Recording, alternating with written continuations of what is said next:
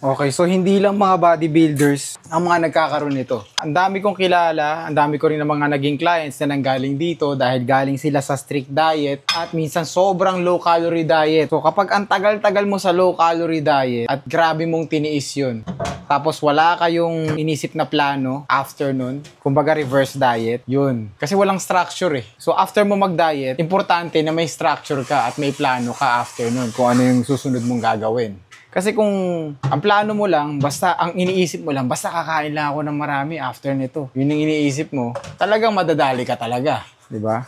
Yun ang advantage kapag kumuha ka ng coach. Kasi pag may coach ka, napagdaanan niya na yun, so mas hindi mo na pagdadaanan yun, di ba? Kaya tandaan nyo, walang masamang pagkain. Nagiging masama lang yung pagkain kapag pinabayaan mo yung sarili mo. Kapag kumakain ka ng sobra sa ikinikilos mo, or may allergy ka dun sa pagkain na yun. At bawal talaga siya sa'yo. Tapos kinakain mo pa din. Di ba? So dun siya nagiging masama. Kaya number 1 na paraan, habang nagda-diet ka, matutunan mo pa rin kainin kung ano yung mga kinakain mo. Huwag mo masyadong baguhin yung routine mo. Kainin mo pa rin yung mga pagkain na kinakain mo. Sa portion na kain mo lang i-manage. Di ba? At least nakakain mo pa rin.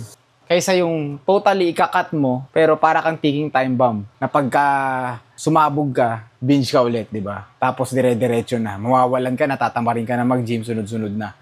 So, ganun yung mga nangyari sa akin. So, based on my experience to. So, tandaan nyo, kanya-kanya tayo. Iba-iba tayo. Pero, pwede kang matuto sa experience ng kada tao. Sana may matutunan kayo sa naging experience ko. At kung may mga questions kayo, i-drop nyo lang.